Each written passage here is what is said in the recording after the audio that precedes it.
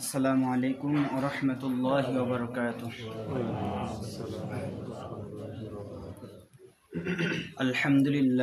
আলহামদুলিল্লাহি কাফা ওয়া সালামুন আলা ইবাদিহিল্লাযীনা ইসতাফা। আম্মা বা'দু ফাআউযু বিল্লাহি মিনাশ শাইতানির রাজীম। বিসমিল্লাহির রহমানির রহিম। إن الله اشترى من المؤمنين أنفسهم وأموالهم بأن لهم الجنة يقاتلون في سبيل الله فيقتلون ويقتلون وعدا عليه حقا في التوراة والإنجيل والقرآن ومن أوفى بعهده من الله فاستبشروا ببيعكم الذي بايعتم به وذلك هو الفوز العظيم إلى آخر آية. قال النبي صلى الله عليه وسلم: المسلم من سلم المسلمون من لسانه ويده أو كما قال النبي صلى الله عليه وسلم صدق الله العظيم. আলহামদুলিল্লাহ, আল্লাহ পাক রব্বুল আলামিনের দরবারে লক্ষ কোটি তার চেয়ে অনেক বেশি শুকুর ও সুজুদ জ্ঞাপন করি, যেই মহান রব অত্যন্ত দয়া করে মায়া করে ভালোবেসে আমাদেরকে আল্লাহ পাক রব্বুল আলামিনের ঘরে আসবার বসবার কিছু সময় আল্লাহর ঘরে অতিবাহিত করার সুযোগ ও সময় করে দিলেন। এজন্য আমরা বেজার না খুশি? মানুষ যদি আল্লাহর নিয়ামত পাওয়ার পর খুশি হয়, আওয়াজ কম হয় না বেশি? আওয়াজ দিবেন বেশি, আল্লাহ হবেন খুশি। আর আল্লাহ যদি হয় কোনো বান্দার উপরে খুশি, আল্লাহ তাআলা তারে করে দিবেন জান্নাতবাসী। বলি সুবহানাল্লাহ। এজন্য একবার দিল থেকে শুকরিয়া আদায় করি, সকলেই বলি আলহামদুলিল্লাহ। দরুদ ও সালাম সেই নবীর প্রতি যেই নবী দুনিয়াতে এসেছেন উম্মতের গুনাহ মাফের জন্য, কেঁদেছেন। এখনো শুয়ে শুয়ে যিনি মদিনায় কাঁদতেছেন, কাল কিয়ামতের দিন তার একটি উম্মতকে ছেড়েও যেই নবী জান্নাতে যাবেন না, সেই মহাব্বতের নবী, প্রাণের আমাদের মহাব্বতের প্রাণের নবী, আদর্শ সেই নবীর প্রতি একবার মহাব্বত, শ্রদ্ধা, ভক্তি আর ভালোবাসা নিয়ে হৃদয় নিগ্রানো একবার দরুদ ও সালাম প্রেরণ করি। সকলেই বলি সাল্লাল্লাহু আলাইহি ওয়াসাল্লাম। আমরা কেমন নবী পেয়েছি? এমন একজন নবী পেয়েছি যেই নবীর আদর্শ যদি আমরা মানতাম, যেই নবীর আদর্শ অনুযায়ী যদি দুনিয়াতে চলতে পারতাম, দুনিয়াটাও আমার জন্য কি হয়ে যেত? দুনিয়াটা আল্লাহ তাআলা একটি জান্নাতের টুকরা বানিয়ে দিতেন, আখিরাতে হয়ে যেতাম সফল কাম। হযরতে মূসা আলাইহি ওয়াসাল্লাম, তিনার উপাধি ছিল কালিমুল্লাহ। আল্লাহ পাক রব্বুল আলামিনের সঙ্গে তিনি কথা বলতেন। একদিন মূসা আলাইহি ওয়াসাল্লামকে আল্লাহ তাআলা বলতেছেন, মূসা তুমি আমাকে কিছু দাও। মূসা আলাইহি ওয়াসাল্লাম বললেন, আল্লাহ এই আমার যা কিছু আছে সব কিছু তো আপনার দেওয়া, আপনাকে আমি কি দিব? বলে, মূসা আমি তো তোমাকে দিয়েছি, কিন্তু তুমি আমাকে কিছু দাও।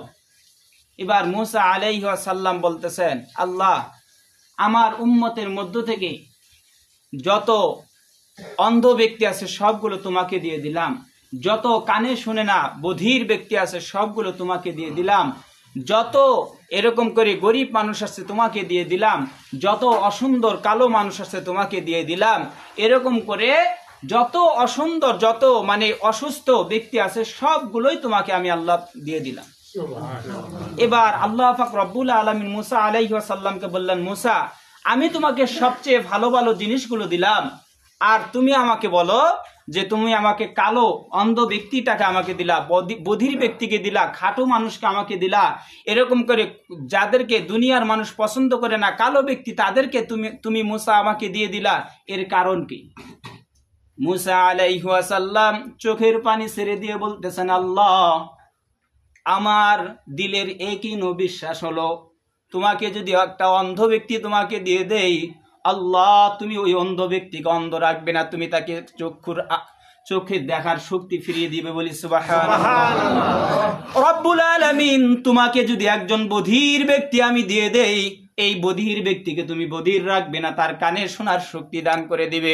এজন্য রব্বুল আলামিন যত বুবা ব্যক্তি আছে, অন্ধ ব্যক্তি আছে, যত বধির ব্যক্তি আছে, অসুন্দর ব্যক্তি আছে, দুনিয়ার মানুষ যাদেরকে পছন্দ করে না, এই ব্যক্তিগুলিকে তোমাকে আমি আল্লাহ দিয়ে দিলাম।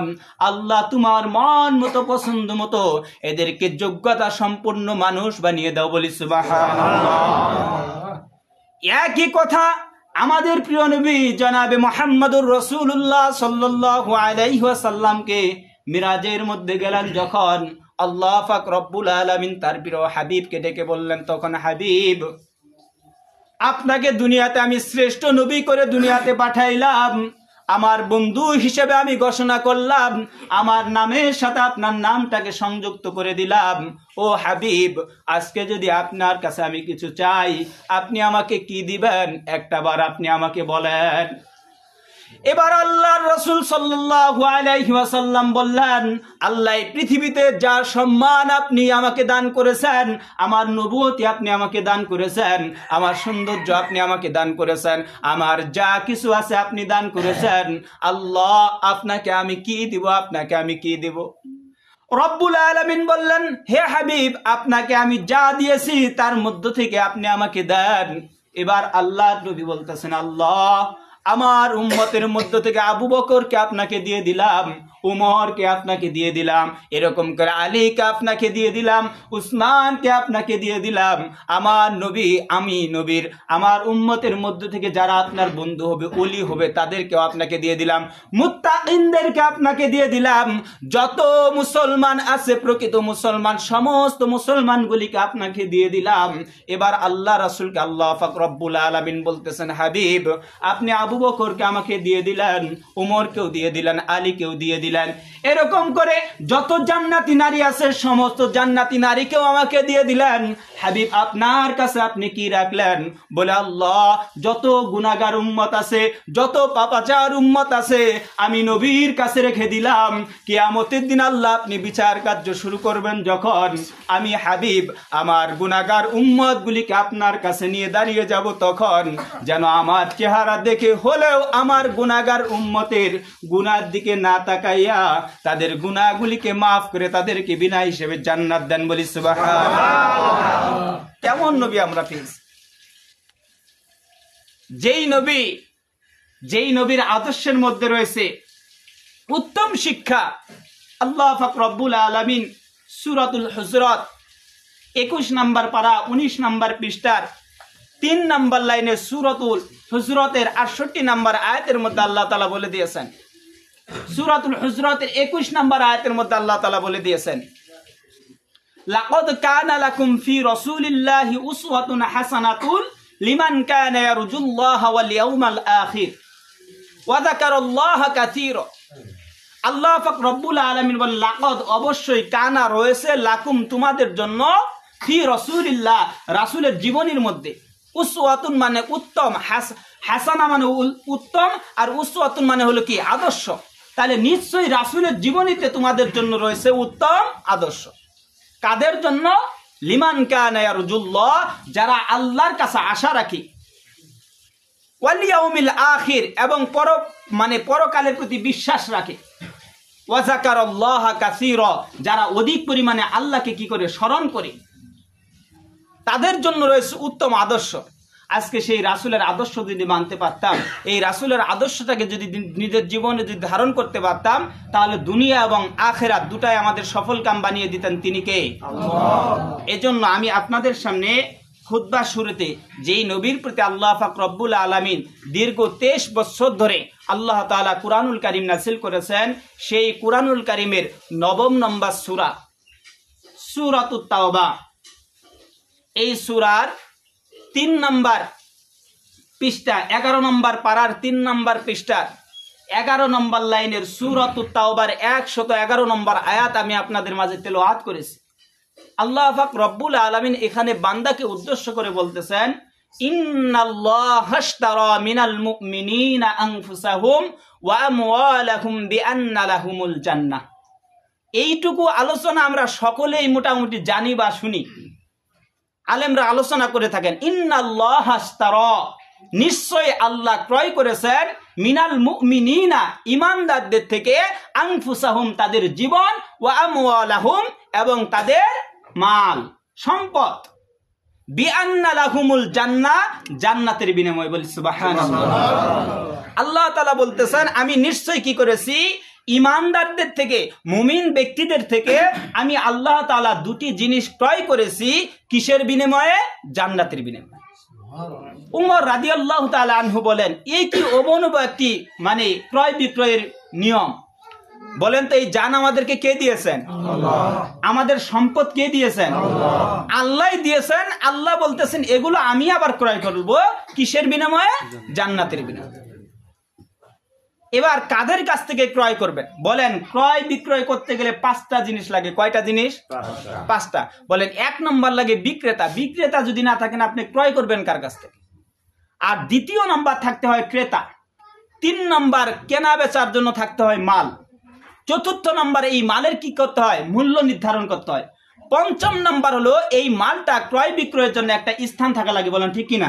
এই 5টা জিনিস লাগে কি লাগে না? এই 5টা জিনিস লাগে। আল্লাহ পাক রব্বুল আলামিন বলতেছেন, আমি ঈমানদার মুমিন ব্যক্তিদের থেকে আমি কি করেছি? জান্নাত বিক্রি করেছি 2টা জিনিসের বিনিময়ে। কয়টা? 2টা। 1 নম্বর হলো জান, 2য় নম্বর হলো কি? মাল। এবার আল্লাহ তাআলা এই জান আর মাল কেমন কোয়ালিটির ঈমানদারদের কাছ থেকে ক্রয় করেছেন, এই কথাটা আল্লাহ তাআলা পরের আয়াতের মধ্যে বলতেছেন। আমরা এইটুকু আয়াত আলোচনা করে কি করে দেখা যায় বাদ দিয়ে দেয়, পরের আয়াত আর আলোচনা করেন।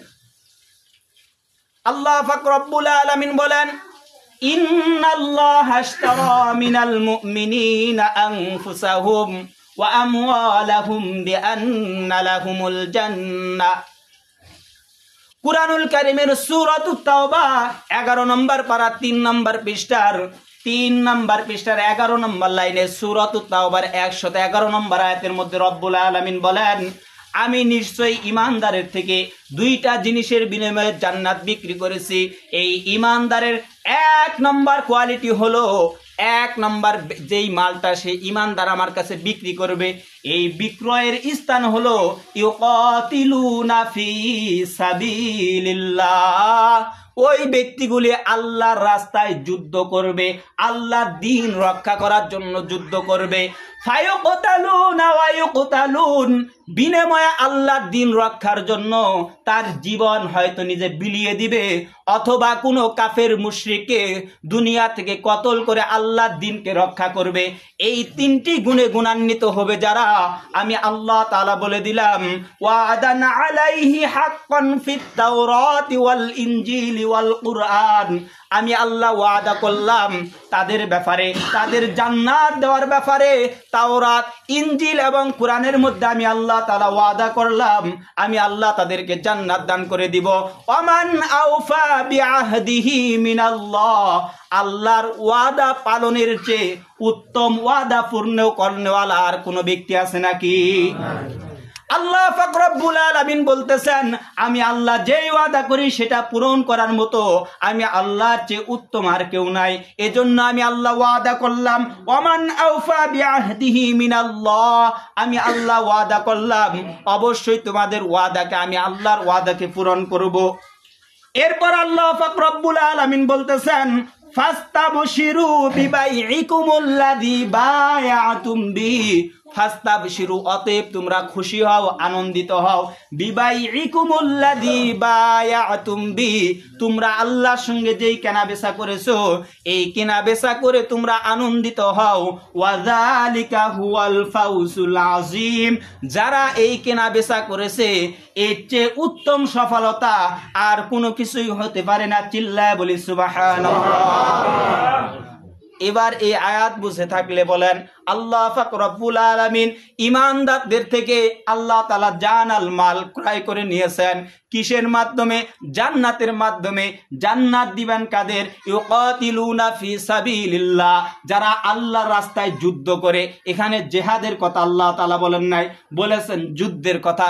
বলেন তো দেখি, আজকে তামাম পৃথিবীতে মুসলমানকে নিধন করার জন্য ষড়যন্ত্র চলে, মুসলমানদের দ্বীনকে ধ্বংস করে দেওয়ার জন্য ষড়যন্ত্র চলে, মুসলমানদের নেতৃত্বকে ধ্বংস করে দেওয়ার জন্য তাদের ষড়যন্ত্র চলতেছে। তখন এবার বলেন তো দেখি, প্রত্যেকটা ঈমানদার যদি আল্লাহর সঙ্গে তার জান আর মালকে বিক্রি করার মাধ্যমে জান্নাত ক্রয় করতে চায়, তাদের যুদ্ধে অংশগ্রহণ করার দরকার আছে না নাই?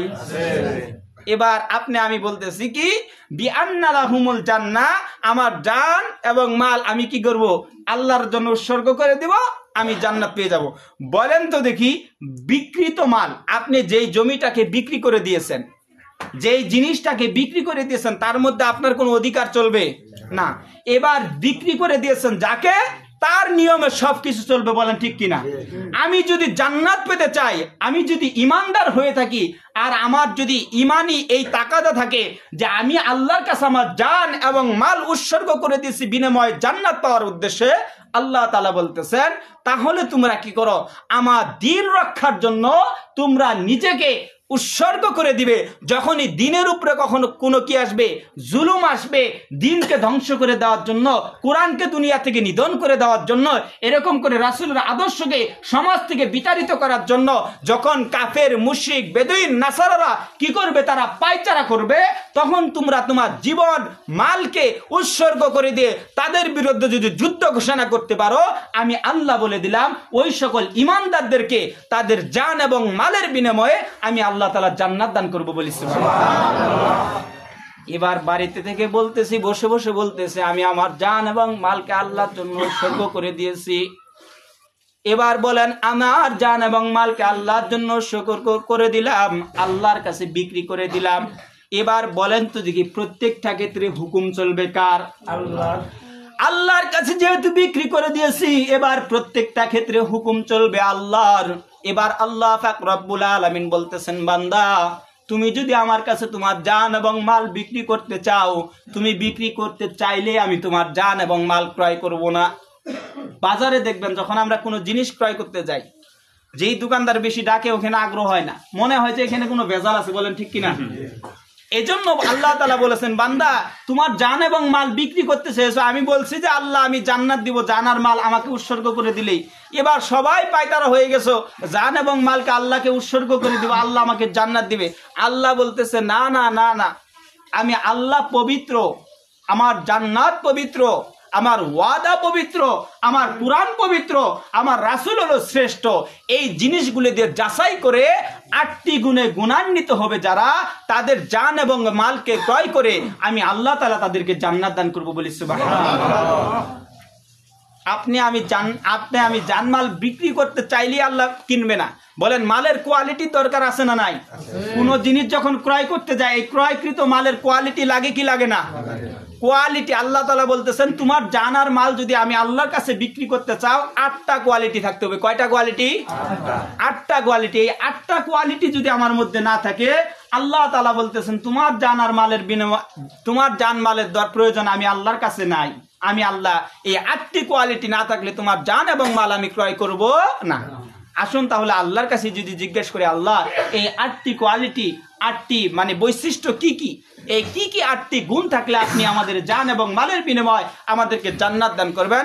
আল্লাহ পাক রব্বুল আলামিন এই কথা কুরআনুল কারীমের সূরাতুত তাওবা 9 নম্বর সূরা 11 নম্বর পারা 4 নম্বর পৃষ্ঠার 1 নম্বর লাইনের সূরাতুত তাওবার 112 নম্বর আয়াতের মধ্যে আল্লাহ তাআলা বলে দিয়েছেন, আত-তাইবুনাল আবিদুনাল হামিদুনাস সাইহুনা রাকিউনাস সাজিদুনাল আমিরুনা বিল মারুফ ওয়ান্নাহুনা আনিল মুনকার ওয়াল হাফিজুনা লিহুদুদিল্লাহ ওয়াবাশশিরিল মুমিনিন। রব্বুল আলামিন কুরআনুল কারীমের 11 নম্বর পারা 4 নম্বর পৃষ্ঠার প্রথম নম্বর লাইনের সূরাতুত তাওবার 112 নম্বর আয়াতের মধ্যে আল্লাহ তাআলা বলেন, 8টি গুণে গুণান্বিত হবে যারা, তাদের জান এবং মালের বিনিময় আমি আল্লাহ তাআলা চিরস্থায়ী জান্নাত দান করব, বলি সুবহানাল্লাহ। 1 নম্বর কোয়ালিটি হলো আত্তাইবুন, ওই সকল ব্যক্তিরা আমি জান এবং মালকে করে করব, ওই ব্যক্তিগুলোর 1 নম্বর গুণ হবে তারা হবে তওবাকারী। 1 নম্বর গুণ কি? তারা হবে তওবাকারী। আল্লাহ পাক রব্বুল আলামিন দুনিয়াতে আর কোন নবী পাঠাবেন না, নবীর দরজাকে আল্লাহ তাআলা বন্ধ করে দিয়েছেন। আর কোন রাসূল দুনিয়াতে আসবে না, আর কোন আসমানি কিতাব আল্লাহ তাআলা দুনিয়াতে পাঠাবেন না। রব্বুল আলামিন বলেন, সব কিছু জিবরাইলকে ওই দুনিয়াতে আমি আল্লাহ তাআলা নবুয়তির কোনো কাজের জন্য আমি দুনিয়াতে জিবরাইলকেও পাঠাবো না। সব কিছু দরজাকে সমাপ্ত করে দিলাম, একটি দরজাকে আমি আল্লাহ তাআলা খোলা রাখলাম। এই একটি দরজার নাম হলো তওবা। যেই ব্যক্তি দুনিয়াতে আমি আল্লাহ তাআলা জানি, হে হাবিব আপনার উম্মতরা দুনিয়াতে চলতে গিয়ে গুনাহ করবে, শয়তানের ওয়াসওয়াসায় পড়ে গুনাহ করে ফেলবে, একবার যদি তওবা করে আমি আল্লাহর কাছে ফিরে আসে, আমি আল্লাহ তাআলা তাদের অতীত জীবনের সমস্ত গুনাহকে মাফ করে দিব, বলি সুবহানাল্লাহ। হযরত মুসা আলাইহিস সালাম আল্লাহর কাছে প্রশ্ন করলেন, আল্লাহ এই দুনিয়াতে বর্তমান আমার জামানায় কোন ব্যক্তিটা আপনার কাছে সবচেয়ে ঘৃণিত, সবচেয়ে গুনাহগার? আল্লাহ তাআলা বললেন, মুসা যেই ব্যক্তি যত বড় গুনাহগার হোক না কেন, আমি আল্লাহ তাআলা কারো কোনো গুনাহকে প্রকাশ করা পছন্দ করি না, এবং আপনার উম্মতদেরকেও জানিয়ে দেন যেন মানুষের গুনাহ নিয়ে সমালোচনা না করে, গুনাহ নিয়ে যেন গীবত না করে। আল্লাহর নবী মুসা তিনি আল্লাহকে এরকম করে আল্লাহর কাছে বারবার করে প্রশ্ন করতেছেন, আল্লাহ আমি তার গুনাহকে প্রকাশ করার জন্য আপনার কাছে জানতে চাই না, একটা কারণে জানতে চাই, যেই ব্যক্তিটা আপনার কাছে সবচেয়ে বেশি ঘৃণিত ওই ব্যক্তির কাছাকাছি যদি থাকি, তার উপরে যদি কোনো গজব আসে, এই গজবের মধ্যে আমরাও যদি পড়ে যাই, এজন্য ওই ব্যক্তি থেকে দূরে থাকার জন্য আপনার কাছে জানতে চাই। এবার মুসা আলাইহিস সালামকে আল্লাহ পাক রব্বুল আলামিন বললেন, মুসা অমুক সময় সকালবেলা ফজরের নামাজ আদায় করে ওই রাস্তার মোড়ের মধ্যে দাঁড়িয়ে থাকবে, দেখবে একজন ব্যক্তি একটা সন্তানকে কুলের মধ্যে নিয়ে যাবে। ওই ব্যক্তিটা যখন যাবে, সর্বপ্রথম ওই রাস্তায় একটা সন্তানকে কুলে নিয়ে যখন একজন ব্যক্তি যাবে, তুমি তাকিয়ে দেখবে ওই ব্যক্তিটা পৃথিবীর মধ্যে সবচেয়ে গুনাহগার। মুসা আলাইহিস সালাম এই কথা শুনতে পেয়ে তিনি খুব আগ্রহ নিয়ে তিনি ফজরের নামাজ আদায় করে চৌরাস্তার মোড়ের মধ্যে দাঁড়িয়ে আছেন। সর্বপ্রথম এই রাস্তা দিয়ে কে যায়, এই ব্যক্তি নাকি আল্লাহর কাছে ঘৃণিত। এবার দাঁড়িয়ে আছেন, দেখতেছেন একজন অর্ধবয়স্ক ব্যক্তি, তিনি তার সন্তানকে কুলে নিয়ে পাহাড়ের দিকে যাচ্ছেন। এবার মুসা আলাইহিস সালাম দেখে হাত দিয়ে ইশারা করতেছেন, তাড়াতাড়ি যাও, তাড়াতাড়ি যাও। মুসা আলাইহিস সালাম এটাই বোঝাইতে চাচ্ছেন যে তুমি আল্লাহর কাছে সবচেয়ে বেশি ঘৃণিত, তুমি যদি কাছে থাকো, এই অবস্থায় যদি কোনো গজব আসে, এই গজবের মধ্যে আমি না পড়ে যাই। এবার ওই ব্যক্তি চলে গেল, মুসা আলাইহিস সালাম তার সঙ্গে কোনো কথা বললেন না। এবার মুসা আলাইহিস সালামের অন্তরের মধ্যে আরেকটি প্রশ্ন জাগলো, আল্লাহ এই দুনিয়ার মধ্যে সবচেয়ে আপনার কাছে পছন্দনীয় ব্যক্তিকে, সবচেয়ে বেগুনা মাসুম যার কোনো গুনাহ নেই, ব্যক্তিটাকে আপনার কাছে একটু জানতে চাই। এবার মুসা আলাইহিস সালাম এই প্রশ্ন করলেন আর মনে মনে ভাবলেন, প্রত্যেকটা যুগেই তো ওই যুগের সবচেয়ে শ্রেষ্ঠ মানুষ হন ওই যুগের নবী, বলেন ঠিক কিনা? এবার মুসা আলাইহিস সালাম ভাবতেছেন হয়তো আল্লাহ আমার কথাই বলবেন। যদিও এটা শেখ ছিল, মুসা আলাইহিস সালামের অন্তরের মধ্যে এই যে চিন্তা এসেছে, এই চিন্তাটাকে ভুল প্রমাণিত করার জন্য রব্বুল আলামিন মুসা আলাইহিস সালামকে বললেন, মুসা যেই রাস্তার মধ্যে তুমি দাঁড়িয়েছিলে সকালবেলা, সন্ধ্যার সময় রাস্তায় যায় দাঁড়াবে, আবার যখন দেখবে মাগরিবের আজান হওয়ার পর অথবা আগে যেই ব্যক্তিটা সর্বপ্রথম ওই রাস্তার মধ্যে দিয়ে যাবে, ওই ব্যক্তিটার জীবনে তার কোনো গুনাহ নাই, ওই ব্যক্তিটাই আমি আল্লাহর কাছে সবচেয়ে পছন্দনীয়, প্রিয়, বলি সুবহানাল্লাহ। এবার মুসা আলাইহিস সালাম আরো অধীর আগ্রহ নিয়ে যে সবচেয়ে শ্রেষ্ঠ মানুষটাকে দেখবো, দেখার জন্য মুসা আলাইহিস সালাম সেখানে যে দাঁড়িয়ে আছেন, সূর্য ডুবে যাবে এরকম অবস্থায় দেখতেছেন ওই পাহাড়ের মধ্যে থেকে একজন ব্যক্তি আসতেছে। এবার মুসা আলাইহিস সালাম দেখলেন সকালবেলা যেই ব্যক্তিটাকে দেখেছি, সন্ধ্যার সময় ওই ব্যক্তিটাই ফিরে যাচ্ছে।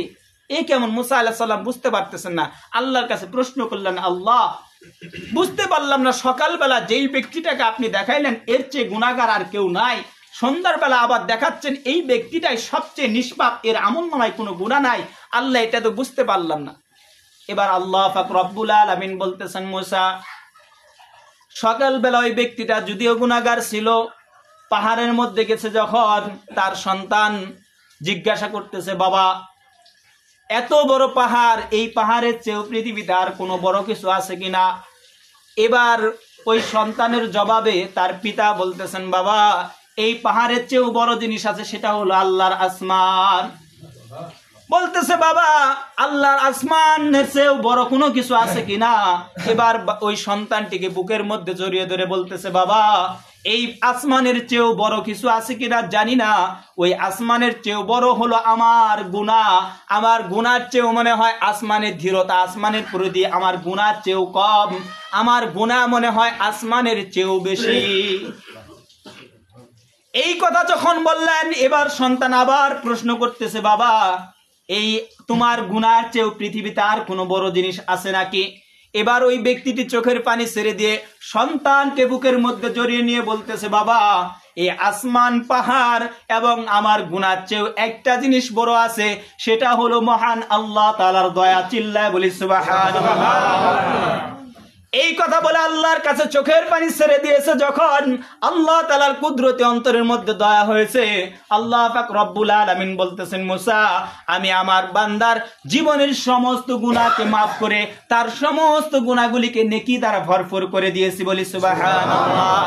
এজন্য আল্লাহ পাক রব্বুল আলামিন বলতেছেন, আমার যে 8 প্রকার ব্যক্তির আমি যে জান এবং মালের বিনিময়ে জান্নাত দান করব, তার মধ্যে 1 নম্বর ব্যক্তি হলো আত-তাইবুন।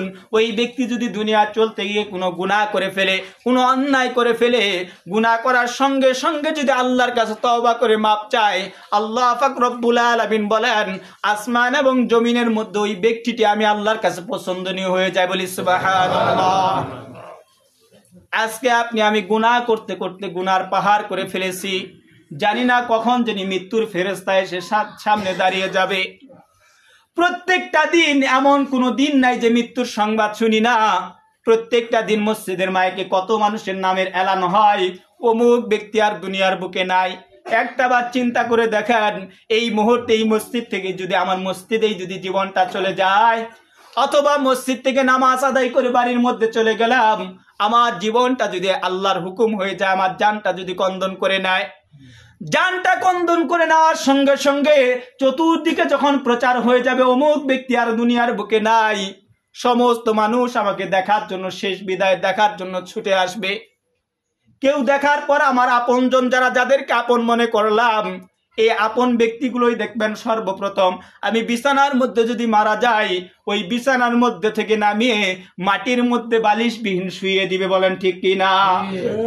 এর দ্বারা তারা প্রমাণ করে দেয় বেঁচে আছি যতক্ষণ, এই পৃথিবীর সব মানুষ আপন হলো ততক্ষণ, মরে যাব যখন এই পৃথিবীর সব কিছুই পর হয়ে যাবে তখন। বলেন ঠিক কি না? এই পৃথিবী থেকে যেদিন আমার জীবনটা চলে যাবে, এই পৃথিবীর সব কিছু সব নিয়মেই চলবে, আমার শুধু জীবনটা যখন চলে যাবে, কেউ যাবে এরকম করে কাফনে কাপড় কেনার জন্য, কেউ যাবে বাঁশ বাগানে বাঁশ কাটার জন্য, কেউ যাবে কবর খনন করার জন্য। সকলের মনের মধ্যে একটাই চিন্তা থাকবে, কত দ্রুত তার কবরটাকে খুঁড়ে সমাপ্ত করা যায়, তাকে গোসল করিয়ে সমাপ্ত করা যায়, তার কাফনের কাপড়টা পরিয়ে তাকে রেডি করা যায়। রেডি হয়ে যাবে যখন, দেখবেন এরকম করে আমি সারা জীবন জাজিমের বিছানা ছাড়া, নরম বিছানা ছাড়া শুইতে পারলাম না। একটাবার মসজিদের খাটলিটার দিকে তাকিয়ে দেখবেন খাটলির মধ্যে একটাবার জীবিত অবস্থায় শুয়ে দেখবেন যে পিঠের মধ্যে কেমন করে ওই খাটলির লোহাগুলো লাগে, এত শক্ত লাগে। ওইরকম সময় রুহটা চিৎকার করে বলতে থাকবে, দুনিয়াতে আপনজন সন্তানদেরকে রুহটা চিৎকার করে বলতে থাকবে, তোমরা তো জানো দুনিয়াতে আরামের বিছানা ছাড়া আমি ঘুমাইতে পারি না, আমাকে তোমরা কেন এরকম করে শক্ত বিছানার মধ্যে শুয়ে দিচ্ছ? আমার পিঠের মধ্যে খুব ব্যথা পাচ্ছে, আমি সহ্য করতে পারতেছি না। সেদিন কিন্তু আমার চিৎকার দুনিয়ার কোনো মানুষ শুনবে না। বালিশবিহীন আমি ঘুমাইতে পারি না, বালিশবিহীন খাটলির মধ্যে আমাকে শুয়ে দিবে।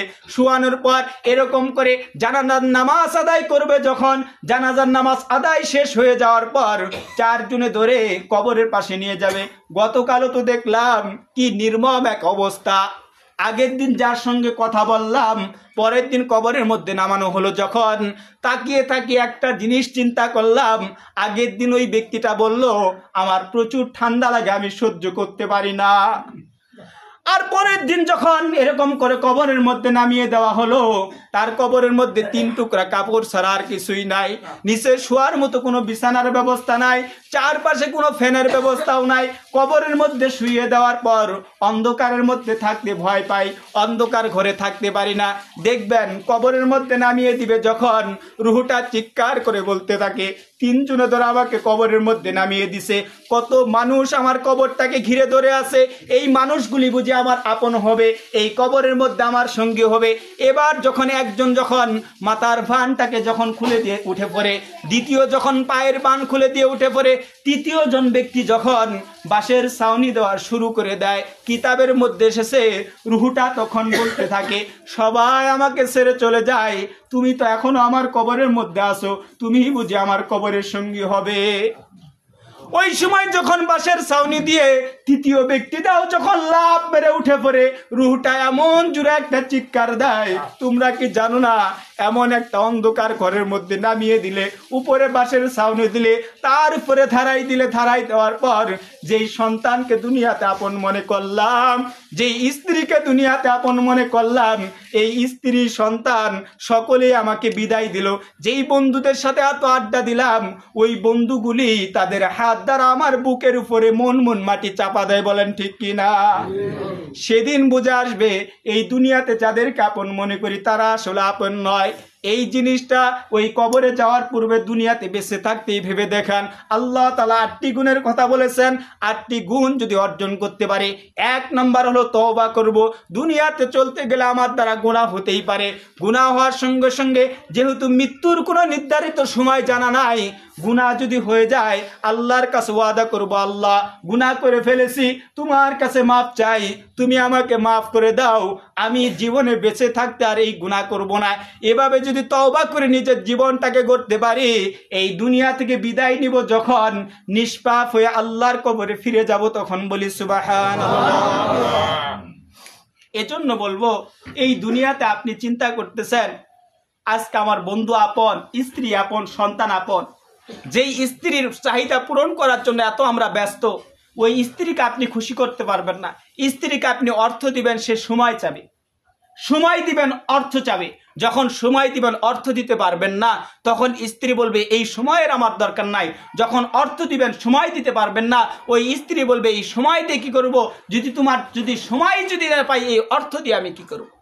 যেই সন্তানকে এত আপন মনে করেন, যেই বন্ধুকে এত আপন মনে করেন, সামান্য দুনিয়ার সামান্য ভুল বোঝাবুঝির কারণে 20 বছর 30 বছরের বন্ধুত্ব সেকেন্ডের মধ্যে ভেঙে যায়। বলেন ঠিক কিনা? অতএব এই দুনিয়ার কোনো মানুষকে চাইলে আপনি খুশি করতে পারবেন না, দুনিয়ার কোনো মানুষের মন জয় করতে পারবেন না। একজনের মন জয় করা সহজ, একজনের মন পাওয়া সহজ, একজনের ভালোবাসা অর্জন করলে কখনো ধোঁকা খাবেন না, তিনি হলেন একমাত্র আল্লাহ। বলেন ঠিক কিনা? এই পৃথিবীতে আপনি যাকেই ভালোবাসেন না কেন ঠকার সম্ভাবনা আছে, কিন্তু মন প্রাণ দিয়ে আল্লাহকে যদি ভালোবাসতে পারেন, এই কোরআনটাকে যদি বন্ধু বানাইতে পারেন, রাসূলের আদর্শটাকে যদি গ্রহণ করতে পারেন, আল্লাহর কসম করে বলি দুনিয়ার সব মানুষ আমার বিরুদ্ধে চলে গেলেও, দুনিয়ার সব মানুষ আমার বিরুদ্ধে চলে গেলেও, দুনিয়ার সব মানুষ আমার বিরুদ্ধে চলে গেলেও, এই কোরআন এমন একটা বন্ধু আমাকে দুনিয়াতে রেখে দিবে না, কবরে আমার সাথে থাকবে, মিজানে আমার সাথে থাকবে, ফুলসিরাতে আমার সাথে থাকবে, জান্নাত পর্যন্ত পৌঁছে দিয়ে এই কোরআন আমার কাছ থেকে বিদায় নিবে। বলি সুবহানাল্লাহ। এমন বন্ধু বানানোর দরকার আছে না নাই? আল্লাহ তাআলা আমাদের সকলকে যেন 8টি গুণের মধ্যে থেকে বললাম, 1 নম্বর গুণ হলো আল্লাহ তাদের জানমাল ক্রয় করবেন, 1 নম্বর তারা হবে তওবাকারী। আর 7টি গুণ আল্লাহ তাআলা যদি আমাদের হায়াতে জিন্দেগিতে বাঁচিয়ে রাখেন, আগামী জুমায় আল্লাহ তাআলা যেন ইখলাসের সহিত এগুলো বলা এবং আমি সহ আমাদের সকলকে আমল করার তৌফিক দান করে। সকলেই বলে আল্লাহুম্মা আমিন। ওয়া আখিরুদ দাওয়ানা আলহামদুলিল্লাহি রাব্বিল আলামিন। যারা সুন্নাত পড়েনি সুন্নাত আদায় করে।